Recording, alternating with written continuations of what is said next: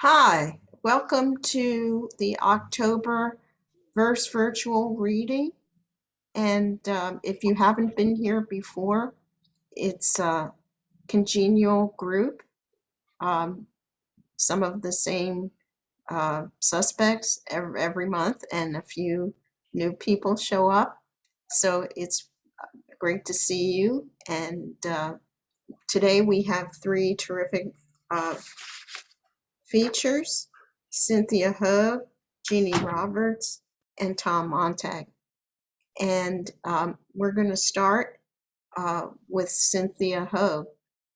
I'll introduce her and then she can begin. Cynthia's most recent collections are Revenants and In June, The Labyrinth. Her 10th collection, instead, It Is Dark, and will be out from Red Hen Press in 2023.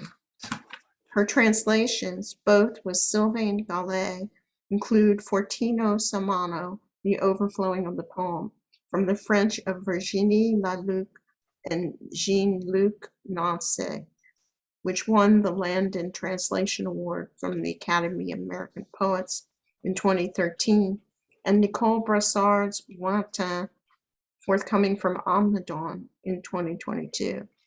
Hogue's forthcoming chapbook is entitled Contain. Her honors include 2 NEA fellowships. She lives in Tucson. So that's quite a mouthful. Go ahead, Cynthia. Sorry to be so long-winded on that. My goodness. I'm going to open with 2 poems that are self-explanatory, but first I want to say thank you for this invitation. I'm really delighted to be here and I'm honored. And thanks to Robbi for organizing and Jim Lewis for editing. So the first poem appeared in Verse Virtual, and it has an epigraph from HD. HD's poetic sequence, Good Friend. I stand invisible on the water stair. And the poem's called Good Friend. At midnight, under a high full moon, I lowered myself into the water of a lake lined with dark hulks of trees, glimmers of camps among them, the lake sheened with light. By then, you hardly heard, losing each year more of your hearing after illness cast you out of childhood's ken. You'd modulate your voice, but when you couldn't lip read in the dark as that night, or swimming wear hearing aids, you froze in half smile, stuck. I hadn't seen you in 10 years. I didn't know why you made the trip to see me 2 days before your June wedding, or who I was to you. You remarked your soon wife's jealousy, though we overstepped no boundaries. Desire's glow soon dulled. I swam out far, fearless of the night. You turned back, held a towel as you waited on the dock, hid your face and joked, I want to drink your blood. A goofy Dracula who bled whatever drops of romance welled until we laughed at our odd friendship, unbroken, untendered. So thank you. Jim was talking about why he never stays in Airbnb. And this poem explains why I think I am going to close down our Airbnb. It's called Airbnb. The scene had elements of the archetypal in the quotidian. An angry guest at the door, I, the host, assaulted by words pounding the wall of my face. So astonished, I could think of nothing to do about his rage, but watch the choreography of fury. The man's arms pumping up and down as he declaimed from side to side his tragedy. Betrayed, I feel betrayed, clenched fist to sky, after which his mouth. It was our iffy Wi-Fi set him off. That morning too, I'd mixed up the on and off switch of the gas. The stove couldn't light, nor a kitchen bulb that somehow was unscrewed. The falsehoods of our listing multiplied. Sunset burnished the mountain, dominating the town, much as a furious man towered over my evening, his points rehearsed in mind, his speech a tumble. The recent offense entwined with ghosts of older wounds I couldn't help but feel. A silence more real than the spoken, the exorbitant gesture, an appeal to heaven for so small a need. At first, I feared his anger. I always do. Then something in me broke open. What I can say is that a kind of empathy awoke, measuring the man adrift in such emotion, reactions expressed in vowels, oh, oh, oh, vocals cresting, not in fury, but in pain.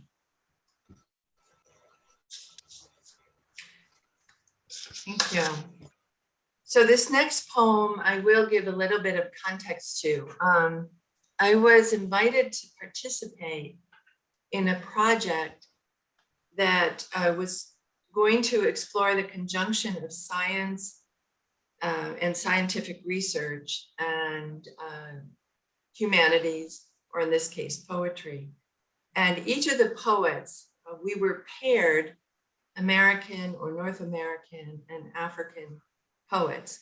And each of us was given a picture, a photograph that was taken by a researcher in the field, an animal researcher. And the photograph was only of tracks.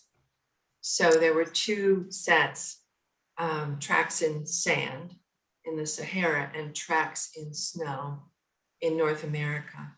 And so this is the one that I wrote, to tracks in snow. And the only other thing I'll add is that the first and last lines come from an Emily Dickinson conference that I attended a couple of years ago. So they seem unconnected, but in my mind, they're quite.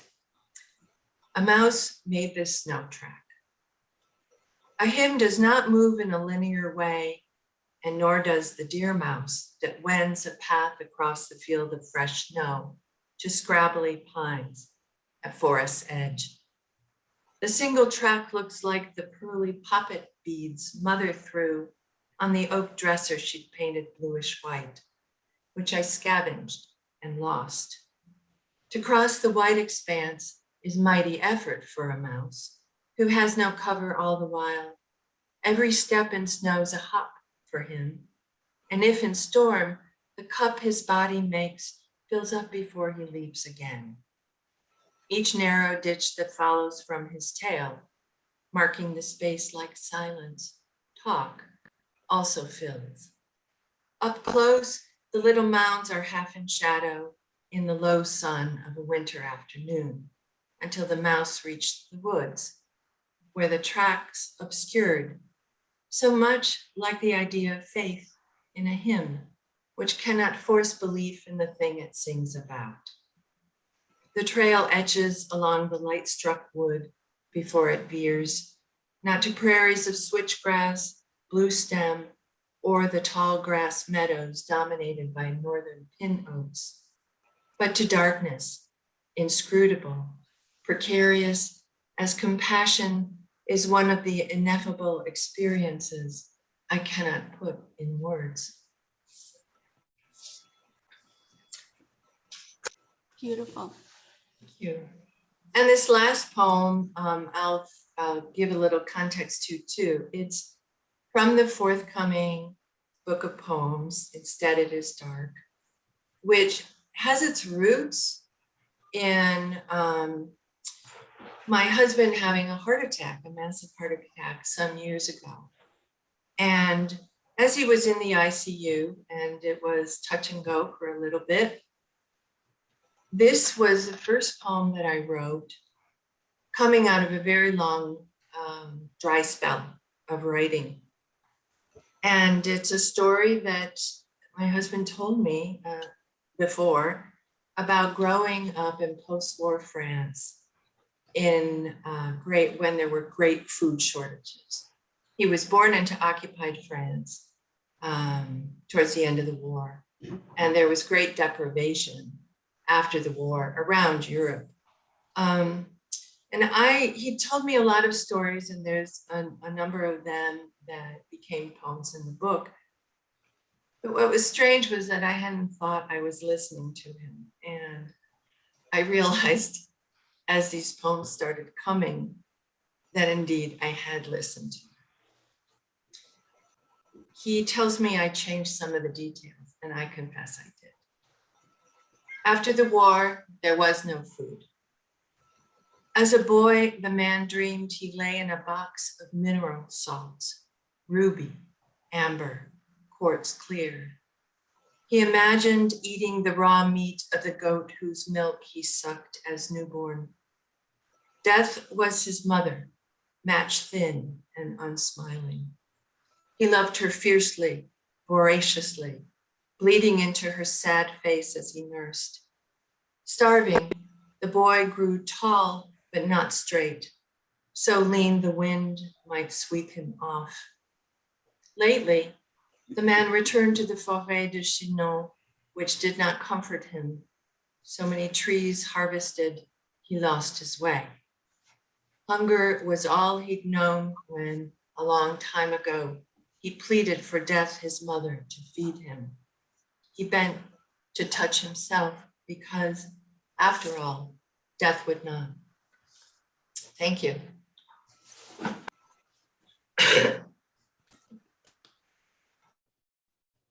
Thank you, thank you.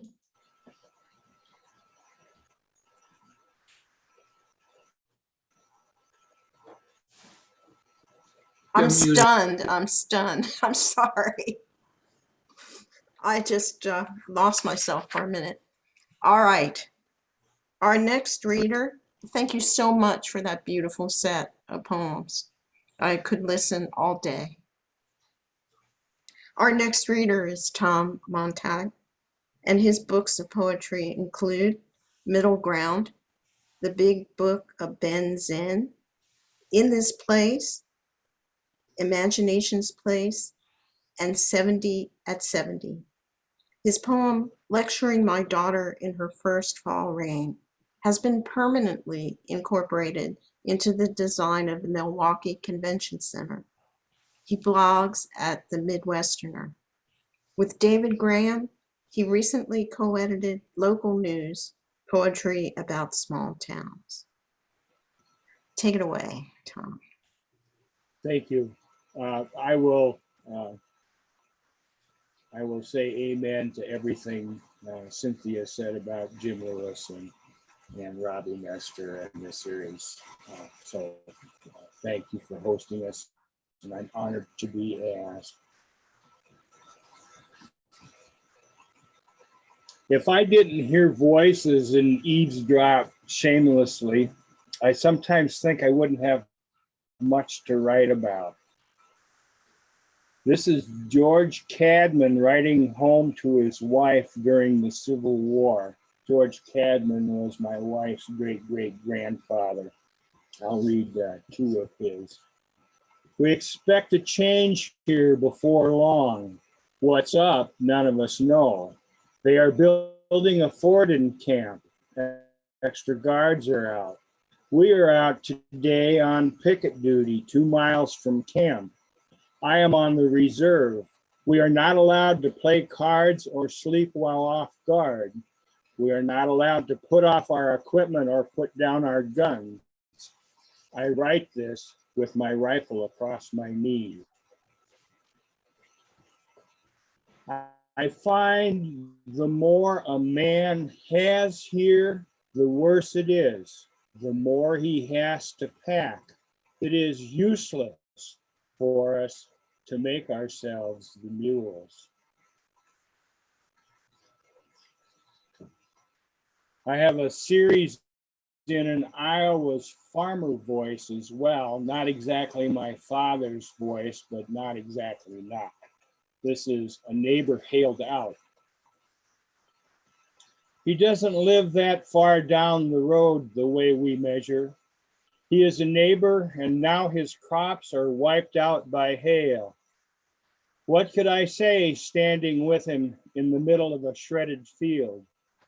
Only if he'd lost his wife or one of his sons could he have been paler. They were his, those fields, planted in long straight rows, kept clean of weeds brought along. When he spoke or tried to, his only voice was a cough repeating, "Gone, all my work done in."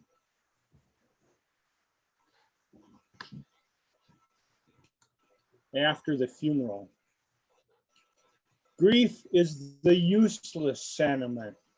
What is lost won't be found in sorrow.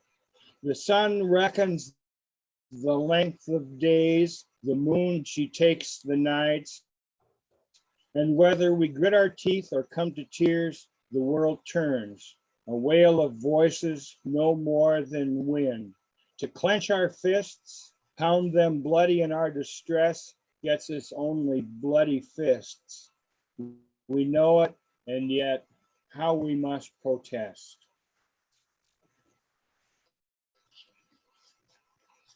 I also have a series about a pioneer woman who was widowed on the tall grass prairie. It's called Married to Prairie, and this poem is called Pitching Hay. I am not a woman for horses. My hands would be too soft, though now the year has toughened them. I am a woman to feed the chickens singing, to call a husband from the field. A meal is ready.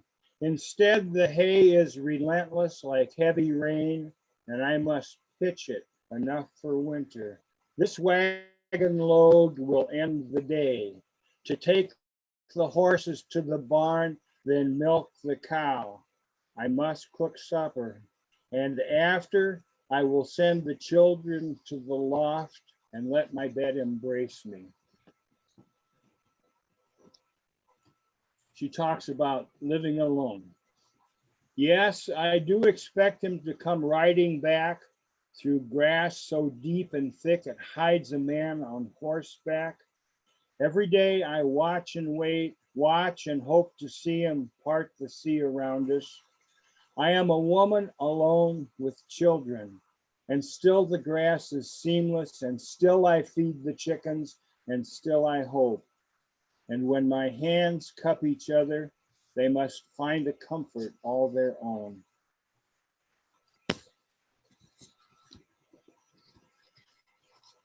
And then I have a whole book called, what is it? Big Book of Ben Zen. I will read a few of the poems from that series. I push the mountain, Ben says, and push the mountain, and still the mountain pushes back. You can't always go to the cave of 1,000 Buddhas, Ben says, and you can never come back the same. You are welcome, the holy man said, to all the wood I have. I have no fish either. Ben says it's okay to laugh. If the wise man is surprised, Ben says, express surprise yourself. Robert Creeley used to tell of a poet who was asked after reading if one of his poems was a real poem or did he just make it up. This is a real poem, Appalachia, summer 1968. He's thin as a rail. He's wearing denim overalls, no shirt. I say, how come you're so skinny? He says, ain't no fat people in the mountains. He's chewing a plug of tobacco. Our smart aleck from New York asks, how old are you? The mountain kid says, 14. New York says, then give me a chaw of that, and he stuffs the wad in his mouth. Later, he's puking his guts out around the corner of the house. Mountain Kid just smiles. He looks off into the distance, speaks his wisdom. You're supposed to spit the juice out.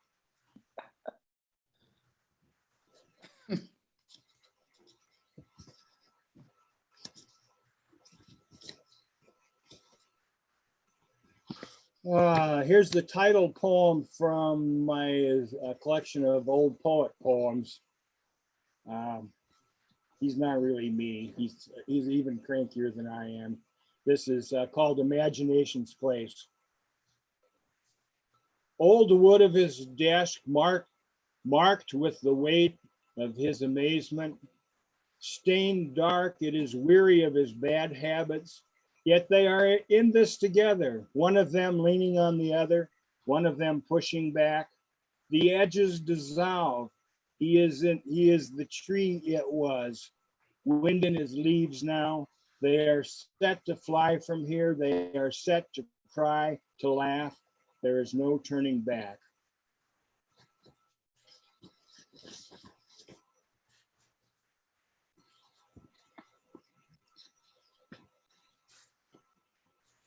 I have a series called The Woman in an Imaginary Painting, some of which have been published at Verse Virtual. This is one of those. She does not wish to be made something of. The glow of this moment flecks her hair with gold dust, her eyes with sky. The soft curves of this, now of that, are enough. If she could, she would sigh. Intense relief, she says, the woman in the painting. Isn't that what art brings? Isn't that what you think you want? You, Tom Montag, I am talking to you.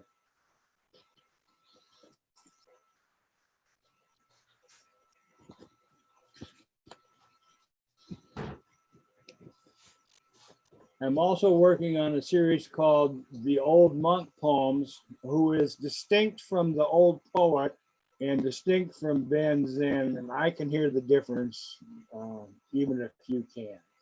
So I'm gonna close with a few of the old monk poems. Those other monks who do not speak, I speak for them, the old monk said. It helps to keep the world even.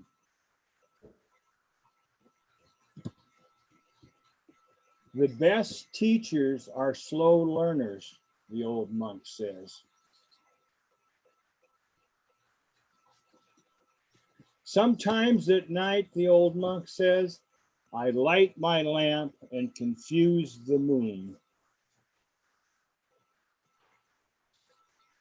If you just shut up, the old monk said, you could hear the mountain singing. Death holds no fear for me, the old monk says. I know I will happily dissolve to grass and tree, to the humus of stuff, to stone, and yes, yes, to stars. Thank you. Thank you so much for that gallery of voices. And our next, looks like this is Midwestern showroom here, forum. Our last reader, our last feature today is Jeannie Roberts, who lives in Wisconsin, where she writes, draws, and paints, and often photographs her natural surroundings. She's authored 5 poetry collections and 2 illustrated children's books. Her newest collection is As If Labyrinth, pandemic-inspired poem. Her poems appear in Sky Island Journal, Verse Virtual, Visitant, and elsewhere. She's an animal lover, nature enthusiast, and an equal rights advocate. She's also a teacher and poetry editor of the online literary magazine Halfway Down the Stairs. Thank you so much for reading. Thank you, Robbi. And I just want to thank you for the invitation to read with these esteemed poets, Tom and Cynthia. I feel very honored. Thank you. I'll start with some poems from my newest poetry collection, As If Labyrinth Pandemic Inspired Poems, which Robbi already mentioned. The first poem I'd like to read is titled Like Bloodroot, the Goodness in Humanity Rises. And it also appears in a Wisconsin publication, Sheltering with Poems, Community and Connection During COVID. And I think, Tom, you have a poem in that collection as well, don't you, in that anthology? I think you may. Bruce Deflifson, Kathleen Surley, and Angela Voris Hills are the editors of this particular anthology. Anyway, the title again, Like Bloodroot, the Goodness in Humanity Rises. There's potentiality in the state of hesitation, providence in delay. Living with wonder can shift our focus to the importance of any given moment, to the blink, the flash, the instant. As if veiled in fatigue, held hostage in time, practicing gratitude can lift our energy, release the feelings of suspension. Like winter, the pandemic has placed humanity in lockdown, a dark unknowing. Yet there's opportunity in the interlude, the pause. Our current hibernal yawn can unlock creativity, lead to enlightenment, rebirth. Herbaceous bloodroot accepts its interval, absorbs nutrients without the urge to resurface, adjusts and grows within its insular environment, where it ascends anew. There's potentiality in the state of hesitation, providence in delay. Living with wonder can shift our focus to the importance of any given moment, to the blink, the flash, the instant. Like bloodroot, humankind has ever risen from the challenges of existence. In times of uncertainty, the humane collective awakens, cultivates renewal, reanimates like spring. My next poem I'd like to read is titled Hope is the Thing That Repeats. And this was an initiative that BJ Hollers coordinated in our area of Wisconsin, Eau Claire, Chippewa Falls. And it was a community call for poets and writers to write about hope, and hope is the thing. And mine is called Hope is the Thing, titled Hope is the Thing That Repeats. Waves shift, activate, appear in intervals, like dominoes flow in a recurrent display. As liquidity cycles, fractility unfolds, minerals rest beneath buoyancy. Encircled by atomic theory and quantum mechanics, my hope recurs in periodicity. As atomic orbitals build, repeat, electron configurations. In chemical drenches and elemental curls, my molecular mass attempts to fathom the sub-microscopic actions of electrons in matter. Here, my hope repeats in predictable variations of marvel. My next poem I'd like to read is titled, let's see if I can find it here. This one is titled Merging with the Cosmos, and this was published in a Braided Way journal. Mid-morning, in the overcast slate stillness, near broken sticks and jagged rocks, where lake water ripples and driftwood lands, you hear the lamentation of doves, the caterwaul of catbirds, the metallic resonance of blue jays as grackles wing in ruler straight swiftness, where squirrels scale a locust, an ant zigzags as cardinals call beside the feather-like fall of cottonwood. Here, cosmos display ochre and yolk, where you merge amid the universe of blossoms. Observe your existence, hold physicality in contemplation as you spin within the space-time continuum in the overcast slate stillness of morning. Okay, thanks. My next poem is titled Learning from Asiatic Lily. And this, I believe, was published in the Visitant journal. And there's an epigraph beneath the title. Quote, there can be no lotus flower without the mud, Thai Nhat Hanh.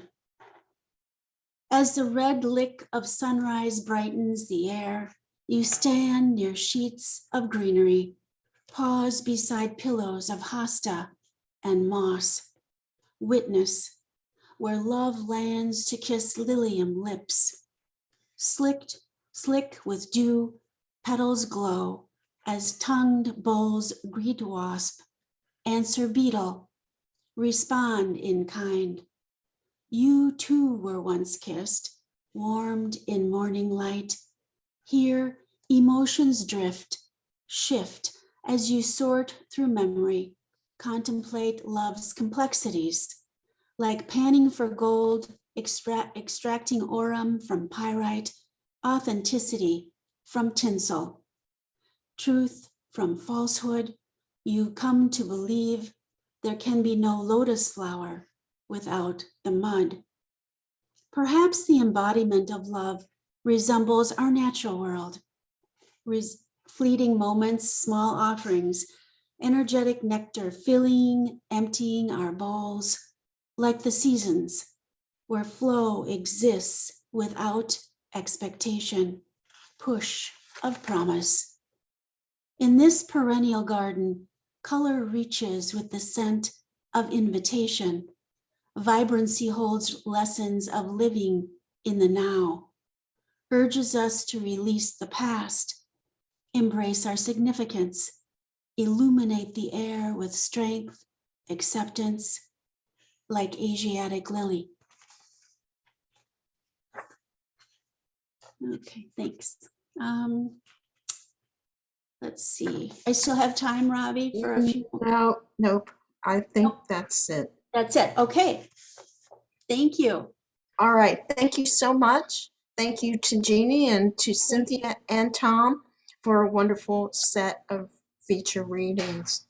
We'll be going into our open mic now. One person is missing from the open mic, so at the end, I'll have room for one more. Our first reader will be Penelope Moffet, and Penelope, our usual, she has permission to read our usual 5 minutes or 2 poems, whichever comes first. She's going to read her pieces from this month's First Virtual. Thank you, Robbi. I'll still be under 5 minutes. I do have 3 poems in the October Verse Virtual, but they're all very short. And I'm actually starting to think of them as one poem.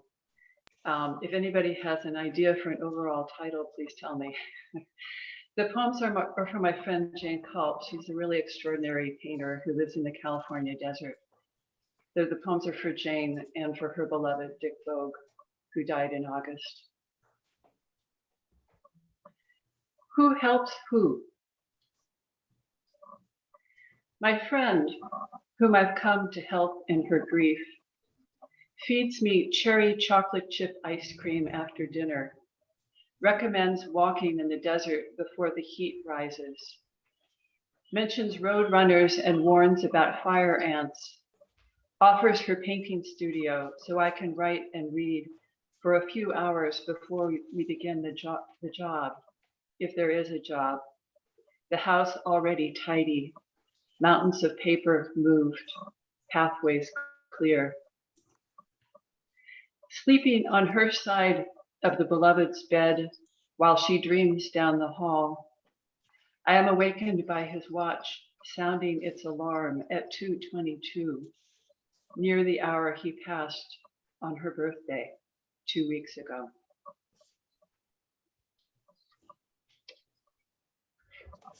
Kalish. A rare thunderstorm the night he died, rain pummeling the desert, forcing sediment to the surface. Kalish, she calls it, shiny mirage of a landing strip in the distance, shrubs looking like the buildings of a sudden town. By the road, it curls into ribbons. Want to get out and kick it? She asks. I always need to hear it crunch beneath my boots.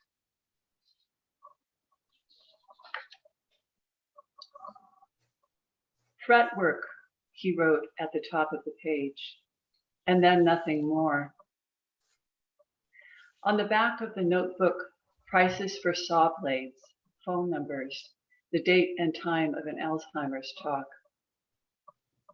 Dismantling his stockpiles so she'll know that he's gone, she gives me the notebook for free. Thank you for listening. Thank you so much. Our next reader will be Marc Petrie. Thank you, and I do apologize for being late. I blew a fuse this morning, literally, in the house, so I had to reset power. It was an interesting way to start a Saturday. So I'm gonna read a couple poems quickly. This is one I think was filled in thoughts from Greenville, North Carolina, and seeing the Gulf of Mexico from a plane for the first time. Light at age 68. In my mind, I am driving through green forest somewhere in the Great Smokies. In my mind, brown water roars over rocks through the center of a southern town. The world glows and grows brown and green, white and gray as conditions shift in the ever-changing light. If I could take all the pain I feel and bottle it, would it be blue or brown, dark or light? I think pain lacks pigment and density. It may be pure white though. Though what I have learned about cruelty is that it is absolute darkness that lives in the absence of light. So it could be as solid as a shadow in flight. Seated at a desk, I drive through my mind. My thoughts tunnel through a porphyry mind. Blood flows along neural pathways. Electricity sparks. A sudden surge of thunder rocks the dark, then disappears into distant clouds, banished from the brain through active neglect, vanished in a twilight I live to regret.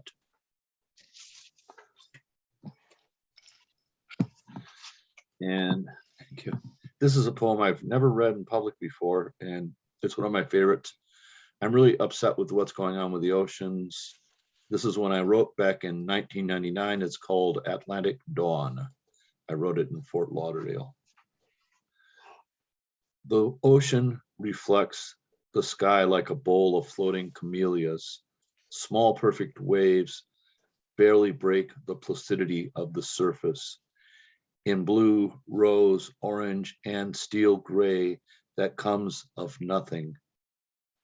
Tails of range fire trail off where water meets sand, the hues quiver, mix in an image distributed by small perfect waves that distend the globe, then remake it again.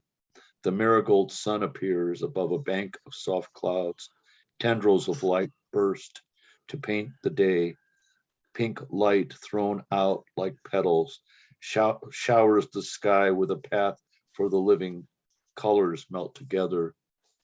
In the soft sand, as clouds become the same as the void, almost frozen in time, they merge into nothing, illuminating all the world, until the pen in my hand becomes nothing. The sand on which I sit becomes nothing. Waves break on shore with confident self-assurance to whisper, you are no more. Thank you. Thank you. I'm next. I usually don't put myself on this forum, but there weren't any other people on it. So I decided to, what the hell. So I've got two poems from my chapbook of chefs from Netflix shows, the Chef's Table and Street Food. This first one is from Street Food.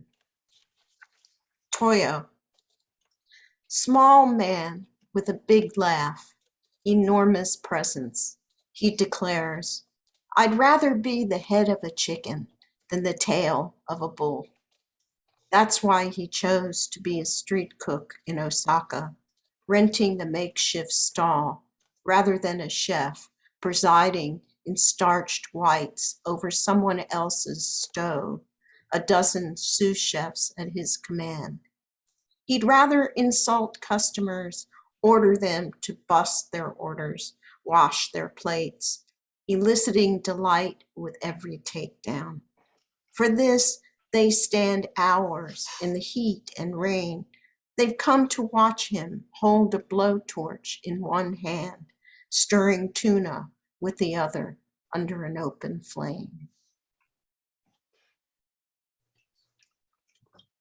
And you really can go eat there. I've never been. I'd love to go. This one is Philosophy on a Plate, Jong Kwan. I'm probably butchering her name. I'm sorry. She's Korean. I'm not a chef, she says. A monk must be a mother to us all. This is her way. Bright discs of pickled lotus root on a white plate. Among the trees, guests share a meal. She instructs them to listen, to sip the subtle lotus tea, a taste that hovers at the edge of none at all. They attend to every nuance, eat to learn, to calm the mind. This cuisine avoids the pungency of garlic, onions, the sparks that fuel our fires, choosing instead such seasonings that ripen with time and fermentation, patiently inviting flavor. For her, the rigor of a cleric's life becomes a slow unfolding. She has prepared herself to serve the world, found her place exactly where she is. Thank you. Looking for a home for that collection, by the way.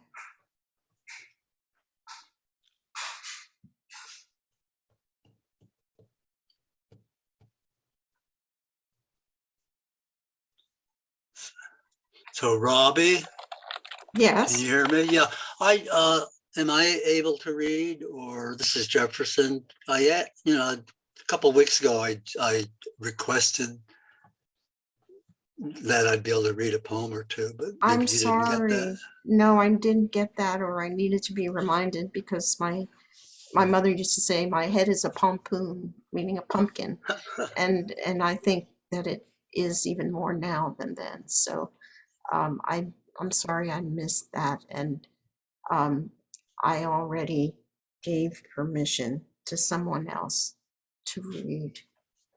next month, I hope. So our next reader is Jim Lewis. Okay. Two not very long poems. The first one is from wow, that doesn't work with the background thing. Okay. The first one is from a self-published chapbook called The Plagues, written from the perspective of the plagues of Egypt themselves as found in the Old Testament. And I'm going to read the one from the frogs, and the title is Frogs.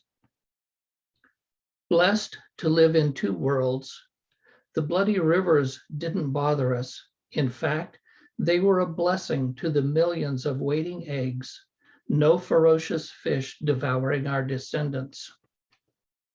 This year, we saw them all break open to tads, who grew as though spurred by heaven to maturity in a minute, squeezed for space in their fertile cradle. Room, give us room, became our croaking chorus as we fled the river for the cool of Egyptian cottages, and still we multiplied an unending exodus, portent of the Hebrews soon to leave their blooded homes.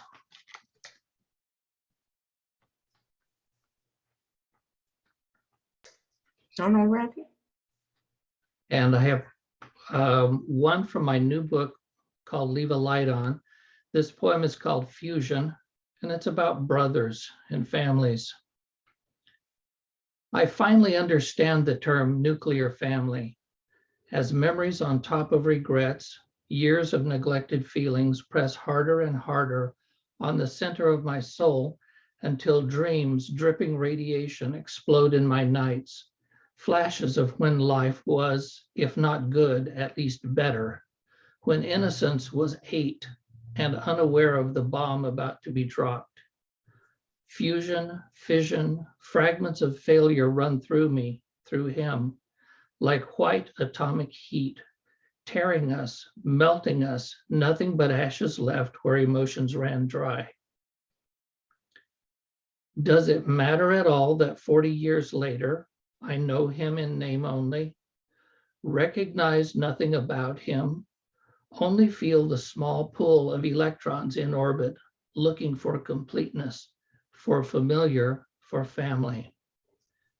I photograph his aging hand as if somehow the palmar lines, the callus at each fingertip might register on the Geiger of my heart. I can't take a picture of his face. I don't know why. I simply don't know why. Lovely, Jim. Thank you for reading.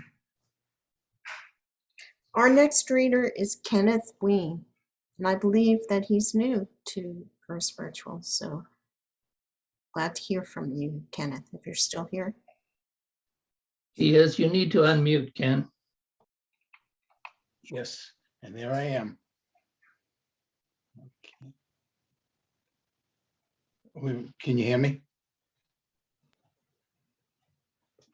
Yes, we hear you. Okay. First poem I'd like to read is Pirate Burial.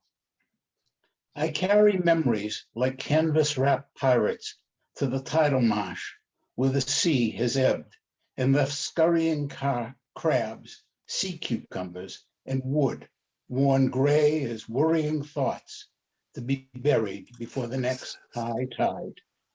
In Poznan, Poland, gravestones from the Jewish cemetery were used by Nazis to reinforce the walls of the city's lake.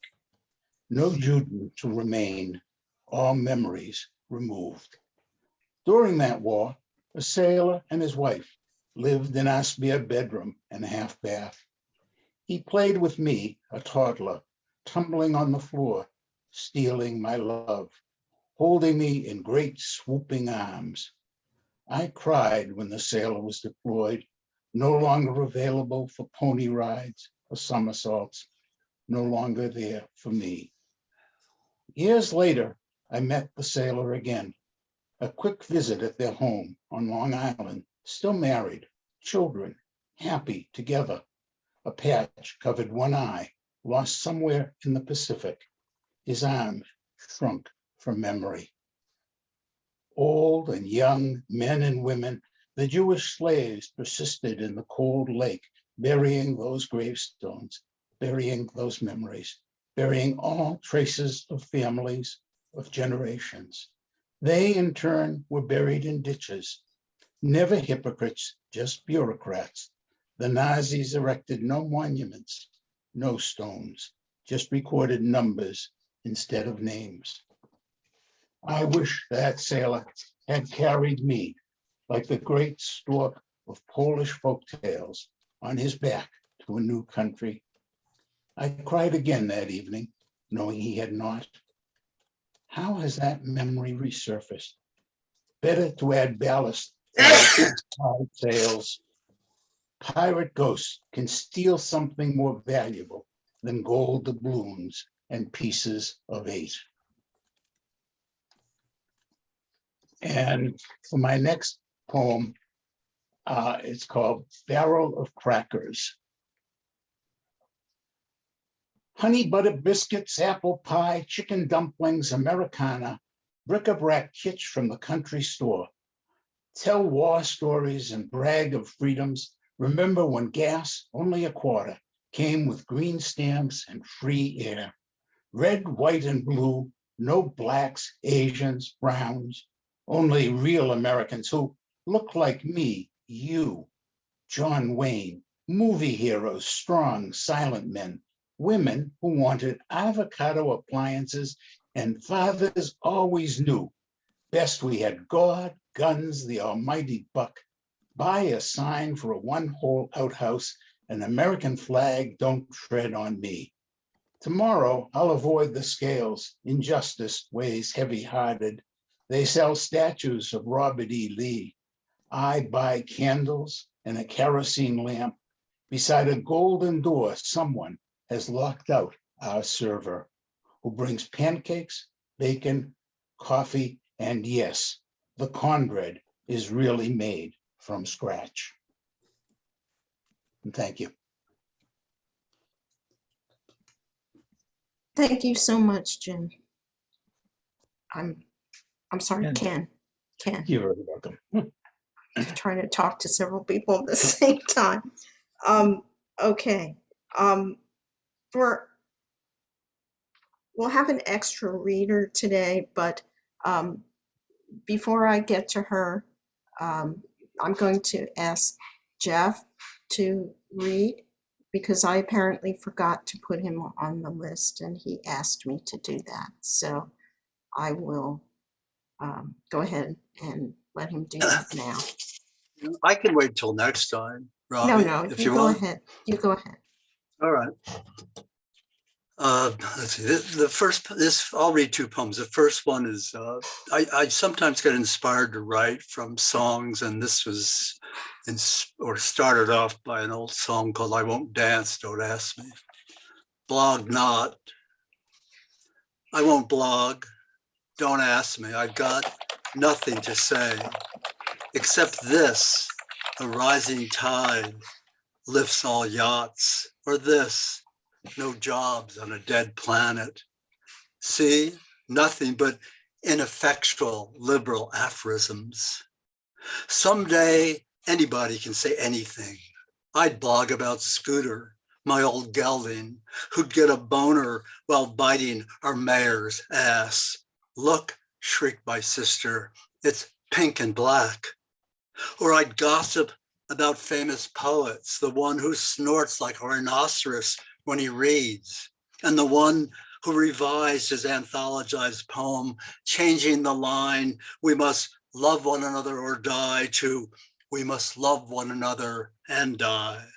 Speaking of love and death, the only subjects worth writing about, I've got nothing to say, except this: against his cardiologist's orders, my father made love to my mother. Minutes later, she found him on the bathroom floor, dead. And yes, lying there, slumped against the bathtub. Yes, he was smiling. Plague mask. My wife models the Johnny Was face mask she ordered from Amazon. The material a profusion of extravagant blossoms enhancing her green gold irises and the cute little crease between her eyes. I am studying my navel, the skin just above it, hirsute and blotched, how it pulses to the beat of my heart.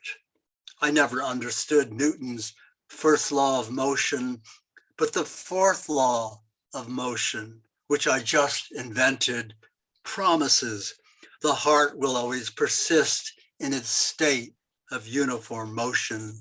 Let us pray. Thank you. Thank you, Joe. And now, Jody Stewart, if you would like to read a couple of short poems. Hello? Yes. I had no idea. I don't even know how this works. I don't even know what Verse Virtual is, so I apologize. I'd love to join and do it another time, but I'm not prepared. Okay. All right. Thank you. Thanks, Robbi. I thought you asked me if you wanted to read. Oh, well. I wrote, no, I don't think so. If I did, all our emails vanish off rural satellite, so I have no idea. Maybe I sent you something. But Well, anyway, thank you, everybody. I've really enjoyed. Someone did. All right. All right. Thank you. Me trying to get you on. We'll work it out. All right. All right. Next time. Okay. So next time, same place, we'll be here and there'll be another open mic. So it's been a pleasure to see you, and we'll see you again next issue. So long. Thank you. Yes. Thank you. Thanks, Robbi. everybody. Bye.